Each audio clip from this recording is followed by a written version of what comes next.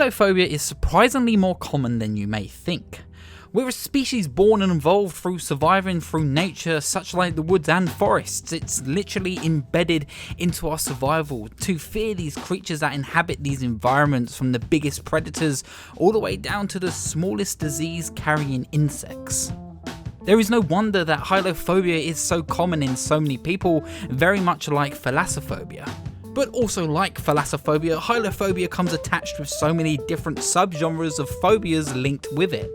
You have others like dendrophobia, the fear of trees that have overgrown and may be on the verge of collapse, or even nectarhylophobia, the fear of the woods after dark, which I think we can all agree that is something that we all may have just a little bit. I definitely have nectarhylophobia because I have vivid memories of sitting in the backseat of a car as a kid and seeing thick layers of trees barely visible from the glow of the car's headlights and waiting for something to pop out at any moment. And of course you also have Xylophobia, which most people actually commonly mistake for hylophobia, but Xylophobia actually is more connected to the fear of the animals that lurk within the woods themselves, which goes back to evolution of the human species and of course just our own traumatic moments in our own lives. But with something like the forest and hylophobia, that means we have to kind of get away from reality and away from all the science, because we all know there's one thing that we link to the forest: freedom, adventure, the unknown. Sometimes I find nothing more freeing than going for a short walk through the woods with some friends and getting swept away by my own imagination. Stories like Lord of the Rings and thinking out your own long adventure and what you must do to get to your ending location and battling through anything that may get in your way in these woods. Or maybe something as simple as Indiana Jones or King Kong and discovering new secrets that these forests wants to tell, and that every single fallen leaf and damaged tree could tell an individual story. Growing up, I remember picking up the biggest stick that I could and fighting overgrown trees with my brother and getting lost in whatever story we would have created for that day. And that nostalgia and that childhood freedom has stuck with me whenever I think about taking a trip through the woods. And that's why I love video games, especially when they feature forests, because it allows us to take on our own adventures and resonate with that childhood side that we all still have. Like becoming the Tomb Raider and surviving the worst that nature has to offer, but also allowing me to escape into my own Indiana Jones style fantasy. Or maybe living out my Lord of the Rings dream in the Elder Scrolls franchise and chasing bandits and killing dragons in the many woods of Skyrim. Or when I think about possibly one of my biggest childhood memories going back to Wind Waker, when the game asks you to cross that bridge on Outset Island to save Zelda, it felt like a big eye-opening moment for the adventure of that game, and it was like the gaming industry just held out its hand to me and my childhood wonder and said, "Are you ready for the biggest adventure of your life?" But I suppose while we're on the subject of Zelda, who could forget?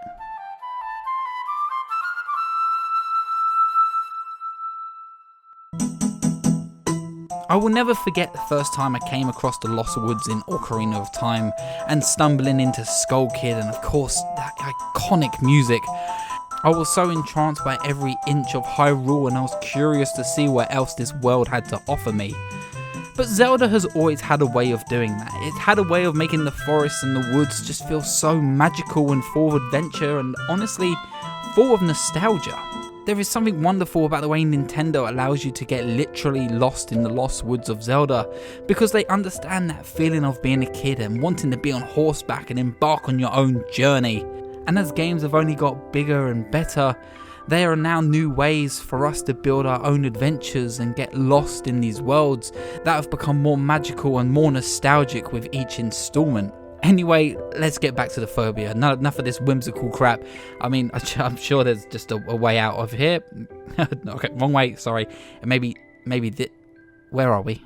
Now, unfortunately, it's not just childhood adventures that seep their way into these woods. But we have also been told the bad things about heading out too far into the unknown. Stories of witches eating children, or unicorn drinking spirits and giant spiders.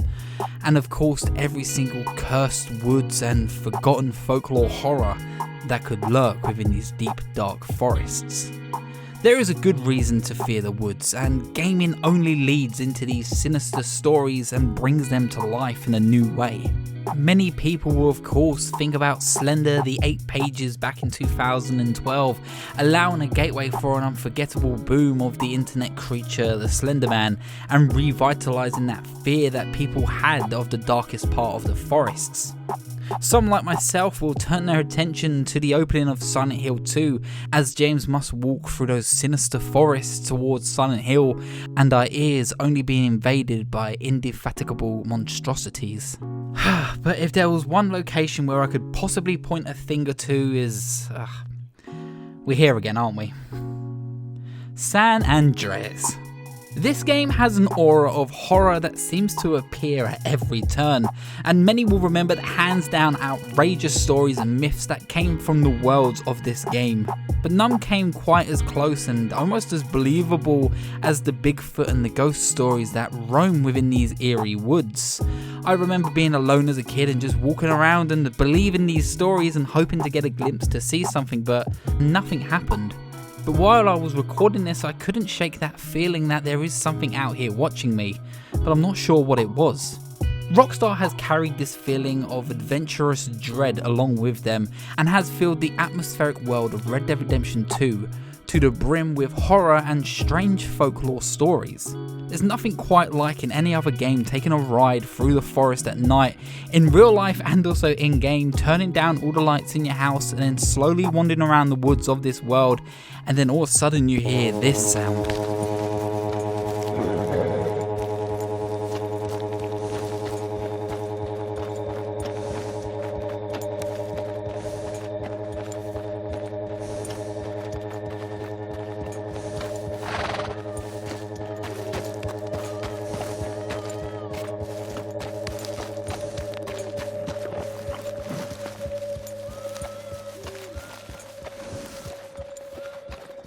I'm not sure what this was or what it is, if it's just a spooky soundtrack that wanted to go with the atmosphere, or maybe it's an Easter egg to something more sinister just to be creepy, but either way I had chills and it was crawling up my back and I had to run to the other end of my room and turn on the light as fast as possible.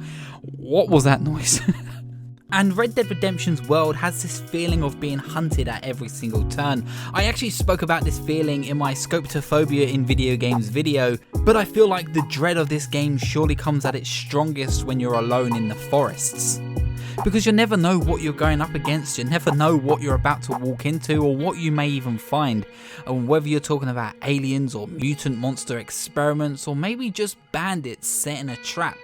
The woods and many forests of the Red Dead universe are somewhere that you shouldn't be if you aren't ready to deal with whatever this world may throw at you next. You old bastard!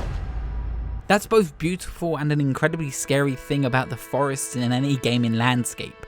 The devs know what it's like to be a kid yearning for adventure, but they also know what fears come along with our own imaginations. Whether you're talking about a time looping experience and being hunted by Ellie Kenwood, the Blair Witch, or doing what you must to survive and flinching at every shadow and gut-wrenching sound from the dark woods of the Soviet bloc.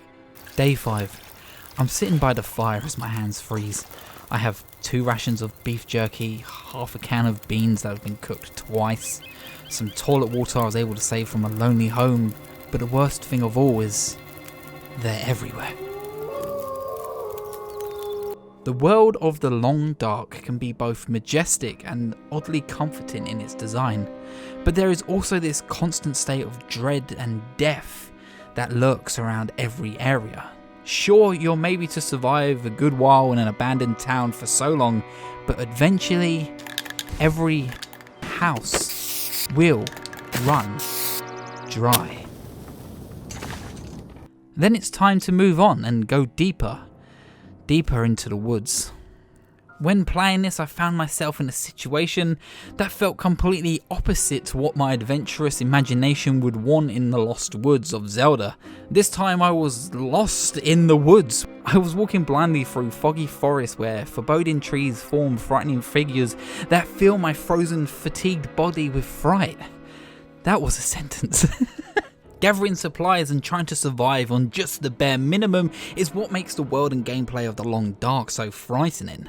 But despite this game's atmosphere, the world has a grounded feeling that comes with every encounter, meaning you're able to think outside the box and almost logically to the next step you must take to survive.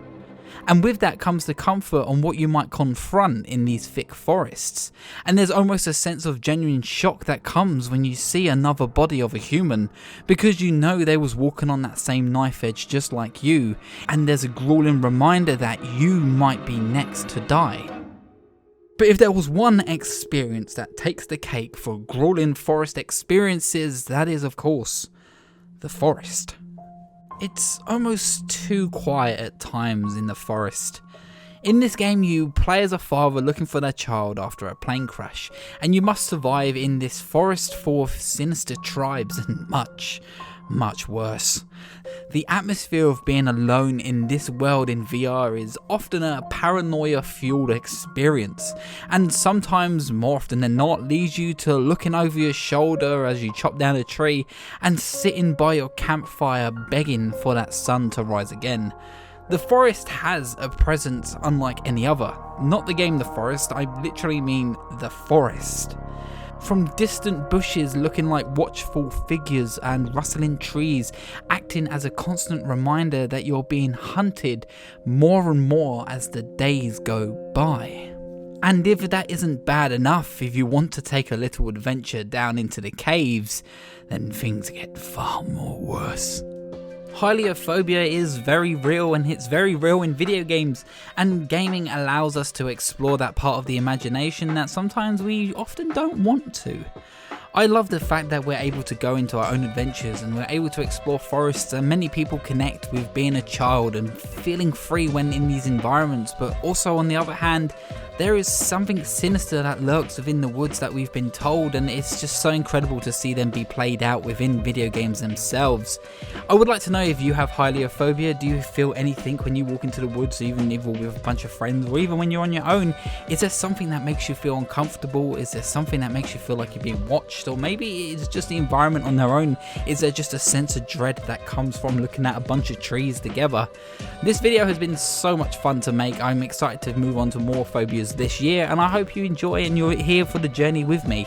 And if you did enjoy this video, why not feel free to join the Patreon team? There's a link of course down below, and of course leave a like and maybe subscribe for more videos like this every single week, and I will of course see you at the next checkpoints. Goodbye.